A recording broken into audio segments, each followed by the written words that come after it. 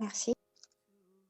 Donc, sur l'application que j'ai trouvé, donc dans Éphésiens chapitre 5, verset 1, vous êtes les enfants que Dieu aime. Eh bien, imitez-le. Vivez dans l'amour comme le Christ. Il vous a aimé, il vous a donné sa vie pour nous, comme une offrande et un sacrifice agréable à Dieu. Vous appartenez à Dieu. Donc chez vous, on ne doit pas entendre parler de certaines choses. Par exemple, faire toutes sortes d'actions immorales et mauvaises, chercher à avoir tout pour soi. Pas de paroles grossières, ni stupides, ni sales. Cela ne se fait pas. Mais quand vous parlez, faites-le plutôt pour remercier Dieu. Vous devez savoir ceci, ceux qui mènent une vie immorale ou mauvaise ne participeront pas au royaume du Christ et de Dieu. Et les gens qui veulent tout pour eux n'y participeront pas non plus. En effet, tout vouloir pour soi est une façon d'adorer les faux dieux. Personne ne doit vous tromper avec des paroles creuses. À cause de tout cela, la colère de Dieu vient sur les gens qui refusent de lui obéir. Ne faites donc pas comme eux. Oui, avant, vous étiez dans la nuit, mais maintenant, en étant unis au Seigneur, vous êtes dans la lumière. Vivez comme des gens qui appartiennent à la lumière.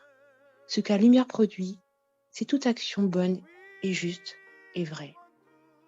Cherchez ce qui plaît au Seigneur.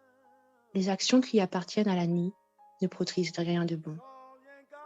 N'y participez pas. Au contraire, dénoncez-les.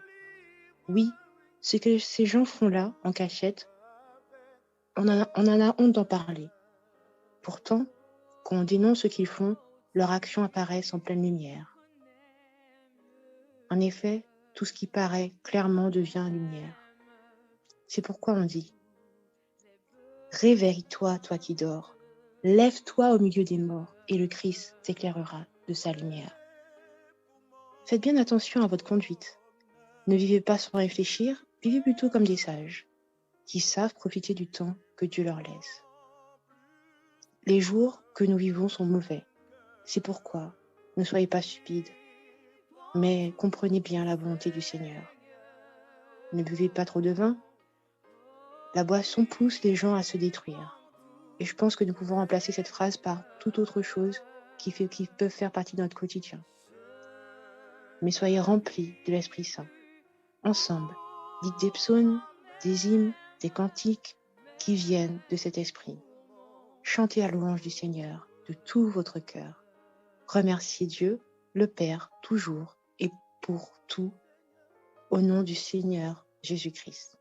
Amen. Amen. Sois bénie, ma sœur. Ok. Merci, ma sœur, pour ce puissant verset qui nous demande tous vraiment de marcher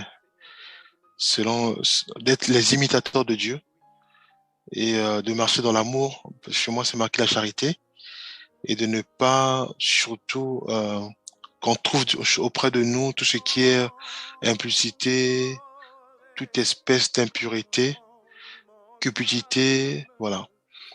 C'est très bien. Et verset 4, il est dit chez moi qu'on n'entend ni paroles déshonnêtes, ni propos insensés, ni plaisanteries, choses qui sont contraires à la bienséance,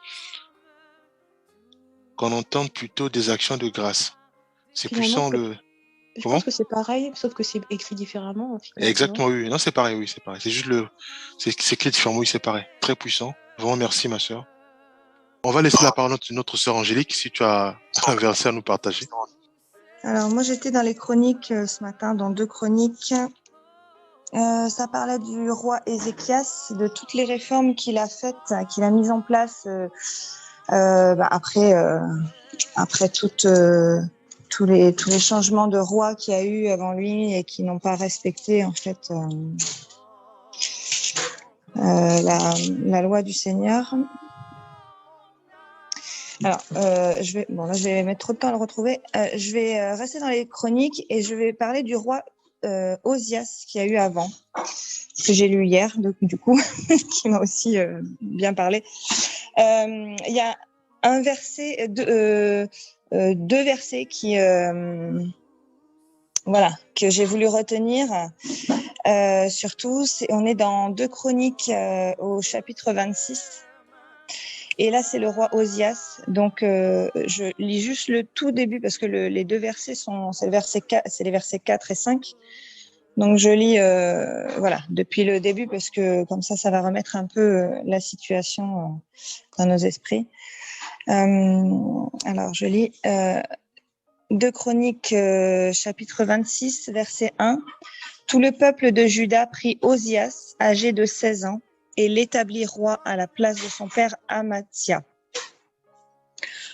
Osias rebâtit Élot et la fit rentrer sous la puissance de Juda, après que le roi fut couché avec ses pères.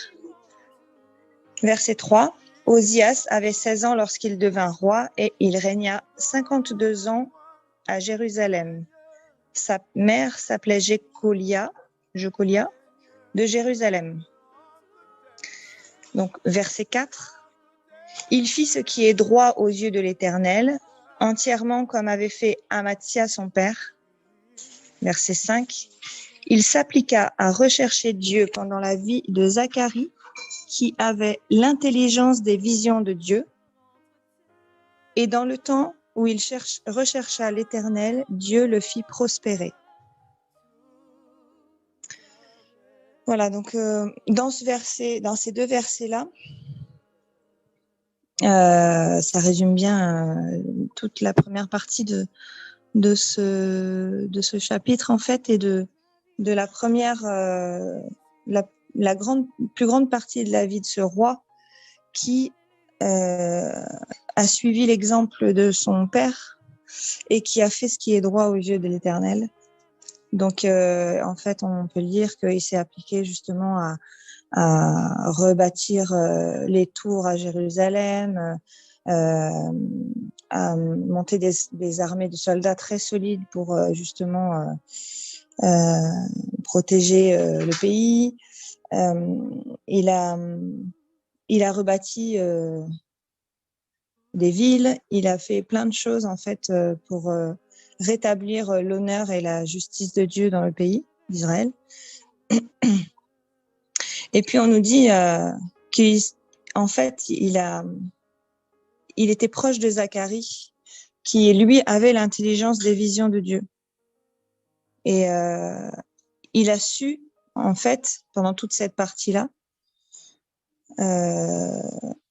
être en connexion avec le Seigneur, mais tout en étant proche de son fidèle serviteur aussi, hein.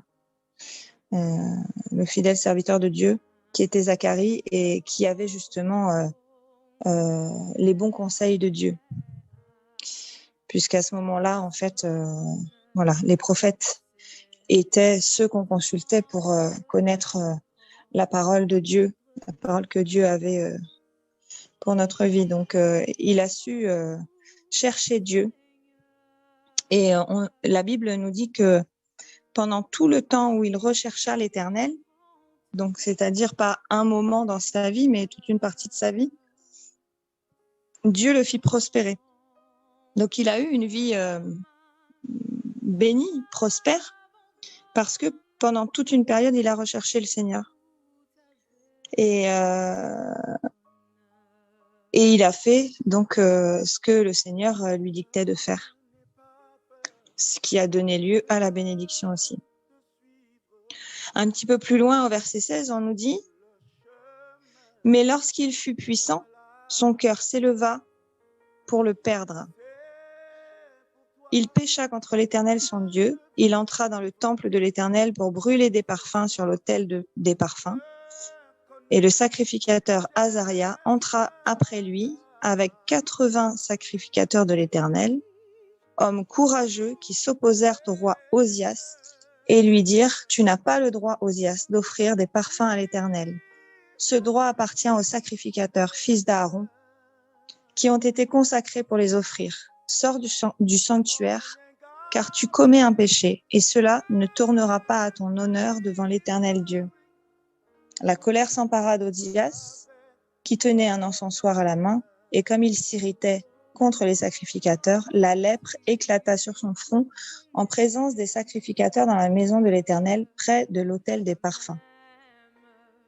Le souverain sacrificateur Azaria et tous les sacrificateurs portèrent les regards sur lui, et voici, il avait la lèpre au front. Ils le mirent précipitamment dehors, et lui-même se hâta de sortir, parce que l'Éternel l'avait frappé.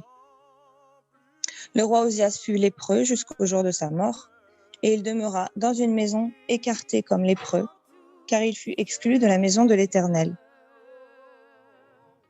Et Jotham, son fils, était à la tête de la maison du roi et jugeait le peuple du pays. Donc, voilà, ce que moi j'ai retenu, ce que le Seigneur en fait m'a enseigné, c'est que tant qu'on est près de lui, on le recherche, il est là. Il est là, il nous bénit. La première des bénédictions, c'est sa présence. Et si on s'écarte un petit peu, eh bien, c'est notre cœur à nous, en fait. C'est pas son cœur qui parle au nôtre, mais c'est notre cœur qui va parler. Et puis, on va s'élever. La Bible, elle nous dit que toute personne qui voudra s'élever, Dieu se chargera de l'abaisser. Et là, c'est ce qui s'est passé avec le roi Osias. Parce que à un moment donné, il avait tellement la faveur de Dieu que c'est son cœur qui a pris le dessus. Peut-être parce qu'à un moment donné, voilà, il s'est senti trop zélé et puis il n'a pas fait attention et c'est son cœur, son orgueil en fait qui l'a perdu. Il y en a beaucoup d'autres dans la Bible où on a vu cet exemple-là. Et du coup, il a été frappé par la maladie. Donc ça, je trouve que ça revient aussi à ce que disait notre sœur tout à l'heure quand elle a lu le chapitre 5 d'Éphésiens, où il faut marcher, être les imitateurs de Dieu. Et le Seigneur, il connaît bien notre cœur. Donc, la moindre des petites situations peut nous perdre. Voilà. Donc c'est important de rester à chercher toujours le Seigneur et rester dans sa crainte, dans l'humilité et voilà. Donc je trouve que c'est une belle parole qui nous ramène à notre rang. Voilà. On a partagé cette semaine sur malgré tout l'échange qu'il y a eu avec notre frère François qui est voilà, qui était un petit peu brutal, on va dire, mais quelque part ça a permis aussi de montrer que trop de zèle crée la discorde, trop de zèle crée la perte, peut amener à la perte, non pas seulement la nôtre en fait, mais des gens autour de nous. Et donc je trouve que c'est un bel exemple. Ça vient corroborer en fait ce qu'on a un peu vécu hier ou avant-hier, je sais plus trop parce que moi je suis décalée d'une journée, donc voilà. Mais gloire à Dieu parce que sa parole est vraie, sa parole est vivante, elle est véritable et c'est une véritable bénédiction. Donc, lisons sa parole. N'oublions pas que l'Ancien Testament est là aussi pour nous montrer ce qu'il ne faut pas faire et attachons-nous justement à ce qu'il faut faire. En fait, l'Ancien Testament nous montre ce qu'il ne faut pas faire et le Nouveau nous explique ce qu'il faut faire. Donc, gloire à Dieu, c'est très complet et encore une fois, sa parole est parfaite. Voilà. Amen.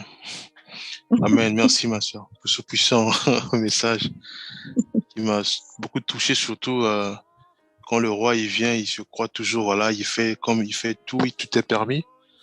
Bah Et oui. quand il y a eu la lèpre, du coup, c'est pour dire que Ouais. Dieu, effectivement, quand on n'est pas dans sa place et dans son couloir, Dieu peut nous frapper. Voilà, je me rappelle aussi le bien-aimé Théo, il parlait des parfums, hein, où il se croyait, bon, comme ils étaient toujours là à l'hôtel de parfum, donc voilà, Ah pour eux, oui. bon, donc ils faisaient comme d'habitude la routine jusqu'à prendre les Mhm. parfums étrangers. Voilà, on a vu aussi le cas de USA où le bien-aimé Théo parlait aussi par rapport à l'arche. On a aussi vu le cas avec, je sais pas si c'est les enfants de Corée où il y a eu pas mal de choses aussi. Voilà, Oui, il y non, a mais eu merci. Saül Ça, qui a désobéi en pensant bien faire, mais ça reste de la désobéissance. Donc, hum, si on n'applique pas en fait ce que le Seigneur nous dit, forcément on désobéit. On a beau penser bien faire, on ne doit plus penser par nous en fait. C'est pas notre cœur. Là, Osias, il a probablement, voilà, bon, il s'est enflé d'orgueil, mais peut-être que dans son cœur, il se disait bon bah voilà, je vais offrir quelque chose de beau à mon Dieu, mais il désobéit. Donc à partir du moment où un geste est fait sur la base de la désobéissance, on ne peut pas être récompensé en fait. Et la lèpre ici, elle est c'est l'image un peu. Alors, il est frappé par la maladie, il est mis à l'écart. C'est l'image parfaite de la personne qui désobéit ou qui est conduite à ne plus avoir Jésus comme le seul Dieu, mais qui a d'autres priorités en fait, hein, qui continue à prier, qui continue à être un peu religieux et, euh, mais qui inclut d'autres dieux dans sa vie, hein, d'autres priorités. Dieu ne passe plus en priorité. Et cette lèpre, elle est l'image en fait de la sanction, le fait de perdre son salut en fait. Voilà, parce que la lèpre à l'époque, elle était vraiment, c'était vraiment, comment dire, c'était quelque chose de honteux quoi. On pouvait pas du tout. Dès qu'il y avait une petite apparition de lèpre, il fallait absolument, ils étaient mis à l'écart, mais aussi pour pas que cette contagion puisse atterrir sur les autres. Et le Seigneur, voilà, il veut nous montrer à travers ça que s'il ne passe pas avant toute chose, eh ben on sera forcément mis à l'écart de son royaume parce que on ne respecte pas déjà le premier des commandements qu'il nous donne. Tu n'auras pas d'autre Dieu que moi. Donc, amen. Merci, ma soeur. On va laisser parler un petit bien-aimé Zach si le réseau il est bon. Shalom, shalom. Je suis béni par le partage des deux sœurs et que Dieu les bénisse. Ce soir, je vais parler de avant d'évangéliser, nous devons évangéliser nous-mêmes. Avant d'aller vers quelqu'un, avant d'être serviteur de Dieu chrétien, nous devons par la parole de Dieu. La parole de Dieu doit être enracinée en nous. Nous devons marcher à l'exemple de Dieu.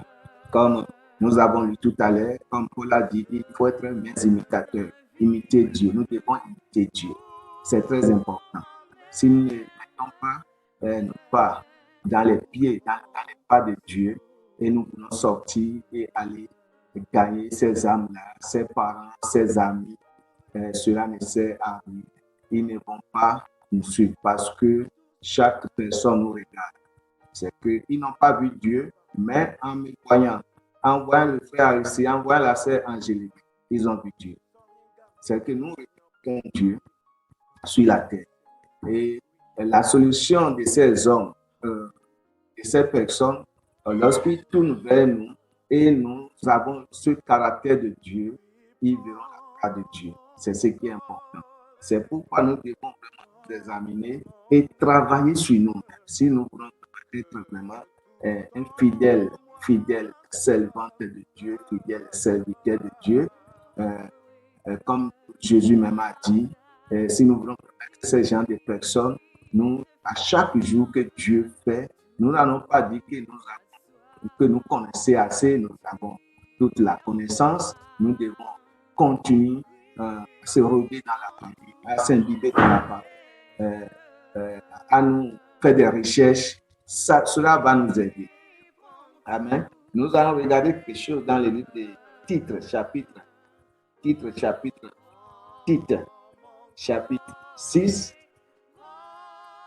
chapitre 2, verset 6 à 9. Je lis au nom de Jésus. Il dit, exhorte de même les jeunes gens à être modérés, te montrant toi-même à tous égards un modèle de bonne œuvre et donnant un enseignement pur et digne. Il dit, te montrant toi-même à tous égards un modèle de bonne œuvre. Nous devons faire ce qui plaît à Dieu, nous devons faire ce qui est la volonté de Dieu et nous ne devons pas faire notre volonté. Parce qu'en faisant notre volonté, cela veut dire que nous ne sommes pas en train d'obéir celui qui nous a appelés sur ce champ pour aller chercher les âmes, pour aller sauver les âmes.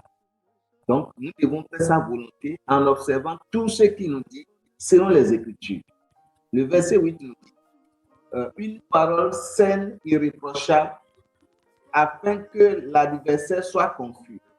Donc, ce qui doit sortir, les paroles qui doivent sortir dans notre bouche, doivent être vraiment des paroles vraiment saines, irréprochables. Je me rappelle dans la semaine où le bien-aimé François est en train de tirer sur tout le monde. Bon, je ne sais pas. Quand j'ai dit, non, si tu ne dois pas se répondre, j'ai dit quelque chose, tais-toi. Et il m'a répliqué. Ah, j'ai dit, non, je ne devais pas parler comme ça. Et je me suis excusé immédiatement. Parfois, vous savez, la chair agit.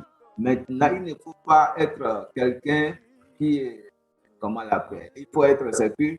Il ne faut pas être quelqu'un qui est au-dessus et ne pas reconnaître que là où tu fais erreur, il faut revenir, demander excuse. Il faut toujours revenir, demander excuse. Là où tu fais erreur. J'ai vu que j'ai fait une erreur. Tu ne dois pas lui parler comme ça. Ce n'est pas un enfant. Et j'ai dit non, maintenant, excusez-moi. Voilà. Bon, ça passe. Donc, j'ai donné cela pour les hommes. Donc, nous devons donner des paroles saines, des paroles vraiment pour que l'adversaire soit confus. Le verset 9 dit, exhorte les serviteurs à être soumis à leur maître.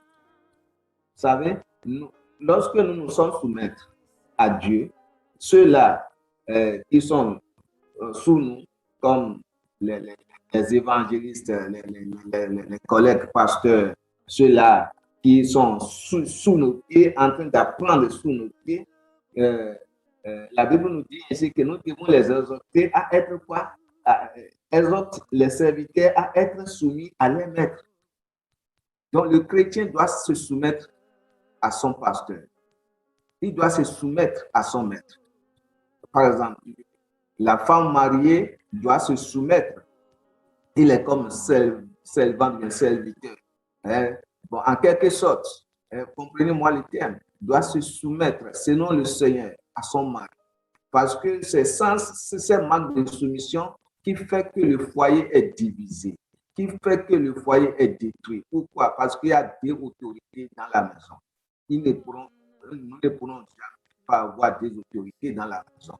Jésus même a dit, on ne peut pas avoir deux. Tu veux dire que nous ne devons pas servir deux maîtres. Donc, il y a toujours un maître. Il y a toujours quelqu'un qui est là en train d'être ce maître. Je ne veux pas dire, bon, servant ou bien serviteur, mais quelqu'un qui est là en train d'être ce maître. Et lorsque nous sommes là en tant que chrétiens et pasteurs, et nous sommes là en train d'aider notre pasteur, le principal, le bishop, etc., nous devons le faire, malgré peut-être ses mauvais caractères, peut-être il est dur, nous devons le faire dans la simplicité du cœur, comme nous sommes en train de servir Dieu. Vous savez, c'est en cela que vient la promotion. La promotion vient lorsque tout ce que vous faites, vous le faites bien. Tout ce que vous faites, vous le faites bien. Parfois, les gens, eux-mêmes, ils prennent le contrat ils négocient combien ils vont les payer, ceux qui maintenant, peut-être, ils se rendent compte que le travail vraiment est beaucoup plus que l'argent que je dois prendre. Et du coup, ils ne font pas ce travail tel qu'il faut. Ils font du travail, ils battent, c'est qu'ils battent le travail, ils ne font pas le travail tel qu'il faut le faire et en train de murmurer dans leur cœur, c'est du péché. Ce n'est pas bien. Vous êtes convaincu. Tu as accepté. Donc, tu ne dois pas, lorsque tu as commencé le travail, tu ne dois pas commencer par maintenant murmurer. En faisant ça, tu es en train de désobéir ton Dieu. Et comme ça, comment ce patron-là, peut-être qui est païen, comment tu peux lui parler de Jésus, comment tu peux lui parler de ton Dieu, et il va écouter, il va te suivre. Donc, nous ne devons pas laisser notre liberté détruire les autres. Nous n'allons pas, en tant que chrétiens, notre liberté, là, nous n'allons pas le laisser détruire les autres. Donc, le verset 9, il dit, exhorte les serviteurs à être soumis à leurs maîtres et à les prêts en toutes choses. Et à les prêts en toutes choses, à n'un point contredit. Le chrétien ne doit pas contredire son pasteur. L'évangéliste qu'on a envoyé sur le terrain ne doit pas contredire son chef. Donc, et il n'y a jamais, il ne peut pas avoir deux chefs dans la maison, dans la même maison, il ne peut pas avoir deux chefs dans une même église. Et aujourd'hui, quand on en parle, la séparation des serviteurs de Dieu, la séparation des églises, etc., c'est parce que les gens ne se soumettent pas à la parole de Dieu. Les gens veulent être vraiment, ils veulent être grands immédiatement. Ils ne veulent pas apprendre. Ils veulent être comme les maîtres immédiatement. Savez-vous, c'est ce que Satan a fait. Satan veut être comme Dieu. Lucifer, il voudrait être comme Dieu. Il voudrait disputer la place de Dieu. Il est égoïste, il veut être comme Dieu, etc. Et la Bible a dit que c'est comme ça, cet égoïste, cet égo en lui a fait que Dieu l'a chuté sur la terre. Donc, Dieu n'aime pas ceux-là qui montrent leur égo, ils sont orgueilleux, etc. Non, bien-aimés, humilions-nous, et nous devons nous imbiber dans la parole de Dieu. Amen. À cause de temps, je vais donner un autre verset et nous allons. De 1 Timothée, chapitre 4. 1 Timothée, chapitre 4, verset 12. Il dit ceci, dit que personne ne méprise ta jeunesse, mais sois un modèle pour les fidèles en parole et en conduite, en charité et en foi et en pureté. Nous devons, l'évangéliste, pasteur, bishop, chrétien, nous devons être vraiment un modèle. Le Seigneur a exigé ça. Nous devons être modèles parce que nous sommes une épître, nous sommes une lettre. Que les gens lisent, les païens nous voient.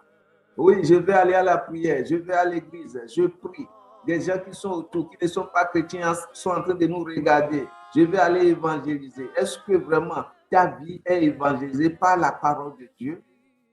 Donc, il y a des choses que nous ne devions pas faire. Il y a des paroles que nous ne devons pas prononcer. Pourquoi? Parce que nous ne voulons pas tuer l'autre qui est à côté. Nous ne voulons pas tuer l'autre âme qui est à côté. Nous ne voulons pas détruire sa vie. Donc, c'est pourquoi nous devons veiller sur nous-mêmes, veiller sur nos actes, veiller sur nos caractères. Et dans l'amour, pour pouvoir gagner maintenant ceux-là qui sont autour de nous. Merci. À cause du temps, je crois que nous allons arrêter là. Et que Dieu continue de bénir cette plateforme, qui continue de bénir les servantes de Dieu qui sont ici, les serviteurs de Dieu qui sont ici. Que Dieu vous bénisse. À très bientôt. Merci.